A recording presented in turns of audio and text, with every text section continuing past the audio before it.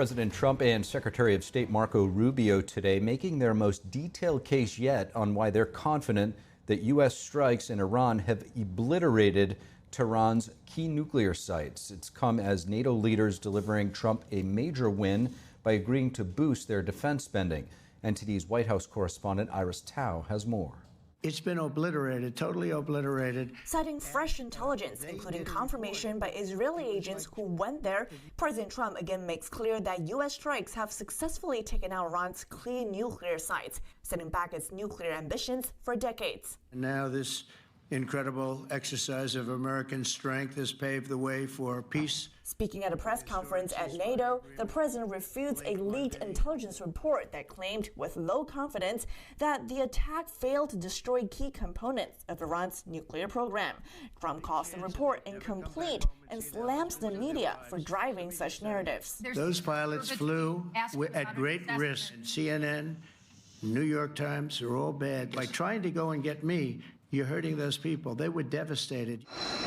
On exactly why the mission is deemed a success, President Trump says the U.S. hit the targets with a dozen 30,000-pound bunker buster bombs before Iran had a chance to move its enriched uranium. We think we hit them so hard and so fast they didn't get to move. Secretary of State Marco Rubio reveals that Iran's facility to convert nuclear fuel into the form needed for nuclear weapons was destroyed. Where it used to be on the map.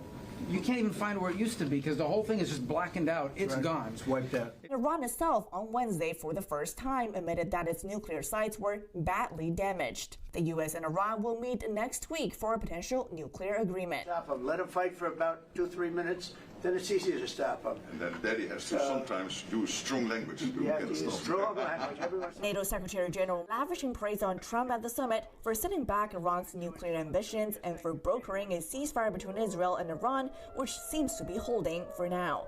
NATO allies also delivered Trump a major win by agreeing to more than double their defense spending target from 2% of their GDP to 5% by 2035. Ruda says Trump deserves praise and credit. Today you called him Daddy, and you sent a text message to him that was gushing with praise. The fact that he took this decisive action, very targeted, to make sure that Iran would not be able to get its hands on a nuclear capability, I think he deserves all the praise. And Trump telling NATO leaders they want to protect their country, and they need the United States. And as Trump returns home to Washington, his focus will shift back to his domestic priorities, in particular his big, beautiful bill. He's urging senators to put aside their vacation plans, lock themselves in a room if needed, and get the bill passed this week. Reporting by Iris Tao, NTD News. President Trump speaking out in support of Israeli Prime Minister Benjamin Netanyahu just now. The Israeli leader is set to go on trial Monday on various corruption charges. Trump saying on social media that he and Netanyahu just secured the survival of Israel and that no one could have worked better in harmony with him. He added that the trial should be canceled. And continuing with NATO, President Trump saying he's considering sending more Patriot missiles to Ukraine. NATO members speak of the importance of aiding Ukraine, and here's NTD's international correspondent, Arian Pazdar. The Patriots. And we're going to see if we can make some available. You know, they're very hard to get. We need them too. We were supplying them to Israel, and they're very effective. President Trump says the U.S. might supply Ukraine with more Patriot missile systems. The U.S. has routinely pressed for allies to provide air defense systems to Ukraine. Many are reluctant to give up the high-tech systems, especially countries in Eastern Europe that also feel threatened by Russia.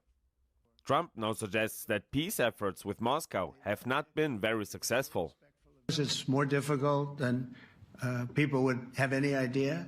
Vladimir Putin has been more difficult. Vladimir Putin really has to end that war.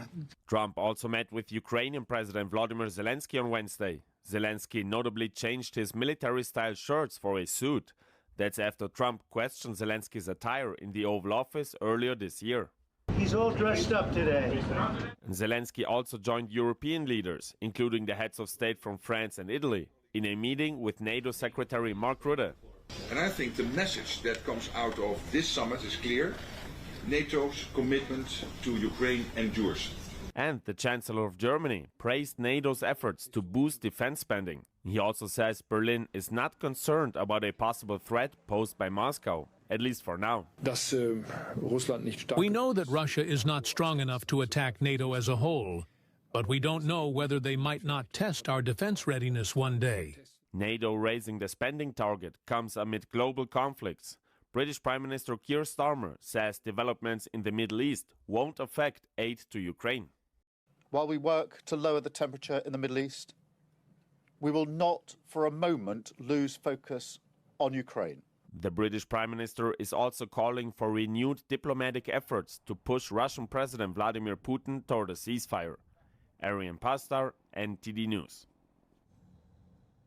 President Trump's foreign policy racking up praise with the strikes on Iran's 3 nuclear sites, as well as being praised by NATO's Secretary General for getting member states to increase their defense spending. Joining me now to discuss these developments is Utah Republican Congressman Blake Moore. Congressman Blake Moore, thanks so much for joining.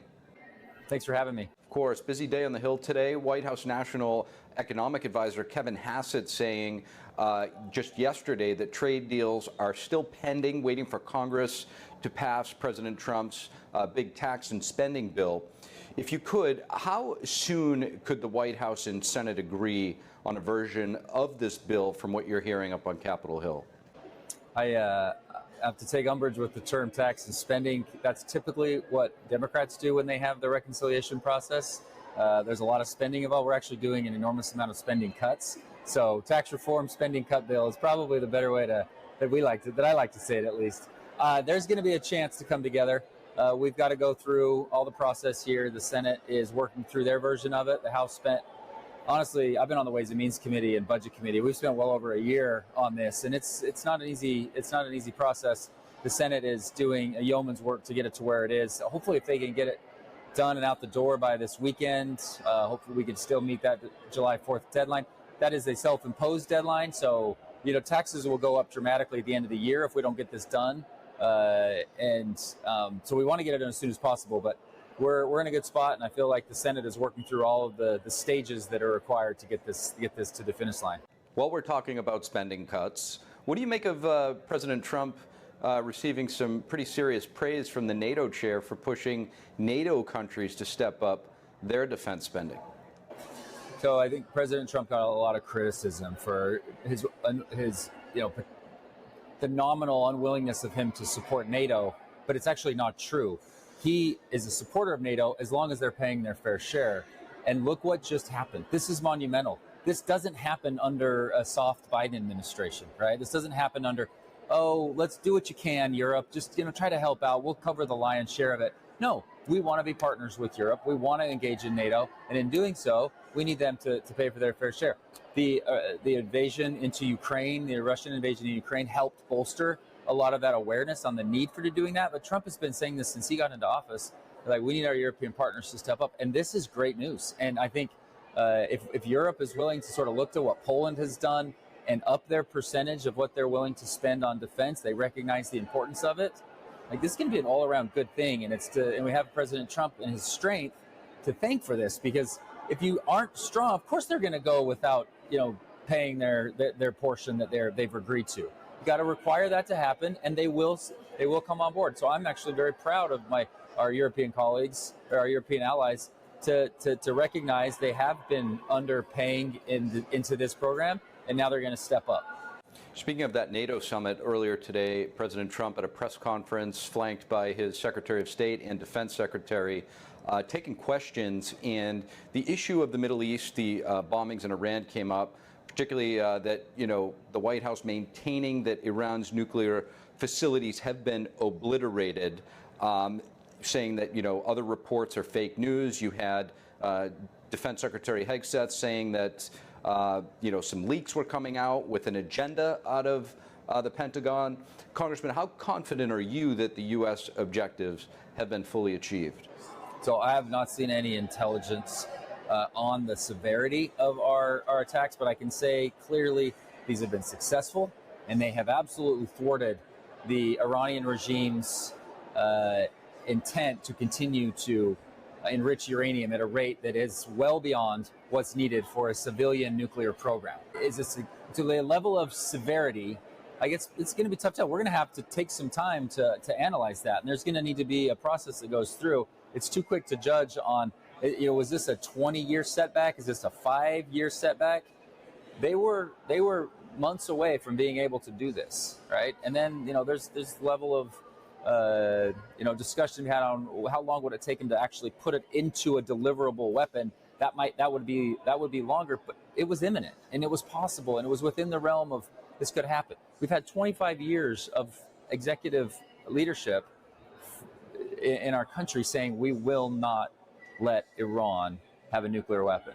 And this was a necessary step that President Trump took, and it definitely thwarted. I don't know to the extent of how many years or whatever and what it would take for them to get that back, but we have delivered a massive blow. Our military did it without a single American life lost, not a boot on the ground, and did it with precision. And I'm incredibly proud. I represent an Air Force base in Utah, called Hill Air Force Base.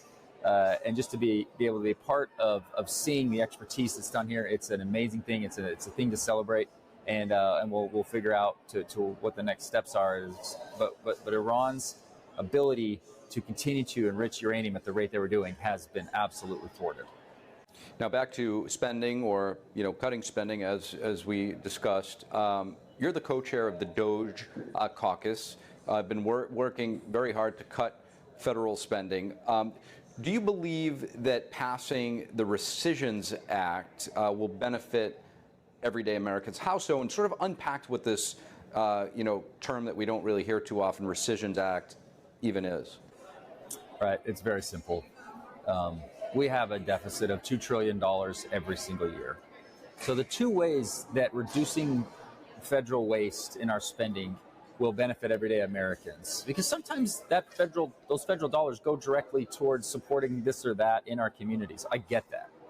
But overall, if you want to take a long-term perspective of this, there are two major things that come from massive deficits, increased deficits, and one of that is inflationary pressure that gets created on a system. If we are constantly adding more to our monetary supply, like what you saw when Democrats had the White House, House, and Senate, they added trillions of dollars to that monetary supply.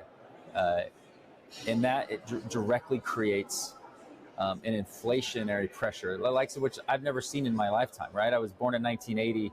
I hear about, sort of the Carter days of what our inflation was like. We can't get back to that. We have to limit that spending. And that's a huge benefit to Americans. And again, if we are able to reduce our spend, we're able to reduce our deficits, and long term, we will continue to have a strong U.S. dollar and a strong treasury system where people will want to continue to invest in America. If we run $2.5 trillion deficits over the next 10 years and don't try to constrict it at all, then we're going to have what you would call a treasury crisis, where companies, individuals, institutional investors, other nations are less likely to buy our treasuries, therefore making it so we can't borrow as much to pay for the things that we're trying to provide for in our budget. We've got to reduce our deficits so we have a strong potential of treasuries in the future to come. Otherwise, it becomes very, very bleak, as anybody knows, with austerity and what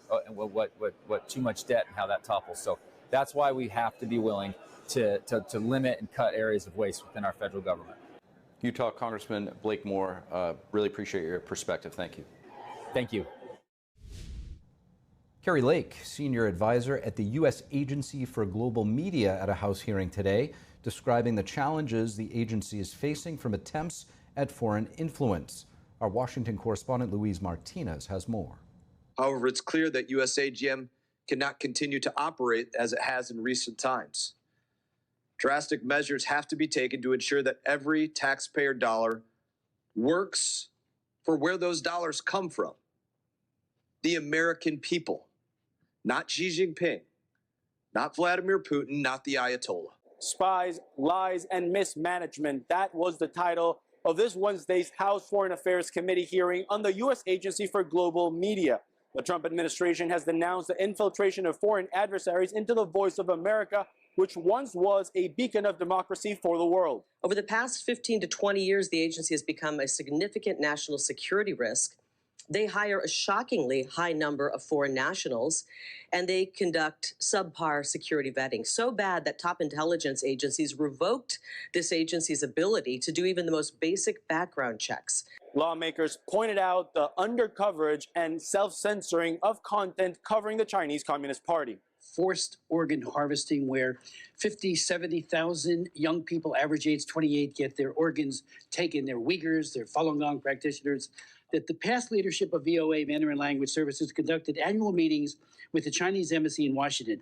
Trump administration senior advisor Carrie Lake alerted lawmakers of over 500 of Voice of America's personnel who have disappeared since her audits began. Many who actually provided false information to be credentialed and received visas to work in the U.S. And one of VOA's television editors even publicly pledged his allegiance to the PRC, that VOA allowed the communist Vietnamese and Chinese embassies in D.C. to pressure them into removing videos, cutting short live interviews, or changing story angles. Democratic lawmakers questioned the Trump administration's foreign policy and even revived debates over the 2020 elections in the U.S. First, I'd like to address President Trump's recent strike on Iran's nuclear facilities, an action taken without consulting the committee or securing congressional authorization. You have, to this day, refused to acknowledge that President Trump lost the 2020 elections. The U.S. Agency for Global Media has an annual budget of $950 million, a budget that has consistently grown over the past decade, opposite to global trends of news outlets that are decreasing in budget and modernizing their operations. Reporting from Washington, D.C., Luis Eduardo Martinez, NTD News. Lawfare on American soil from the Chinese Communist Party. A Senate Judiciary Subcommittee looking into how the CCP is funding climate advocacy groups that litigate against American energy companies. NTD's Washington correspondent Jack Bradley has more from Capitol Hill.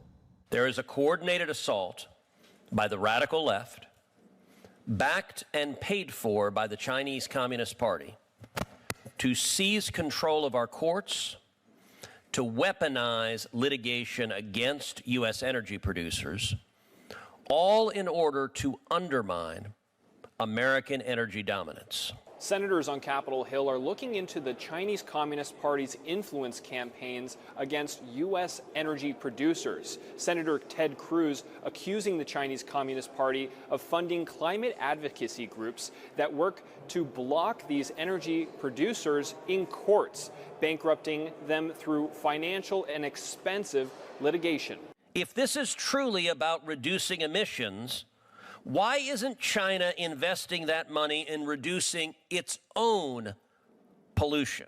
Communist China emits more carbon than the United States and Europe combined.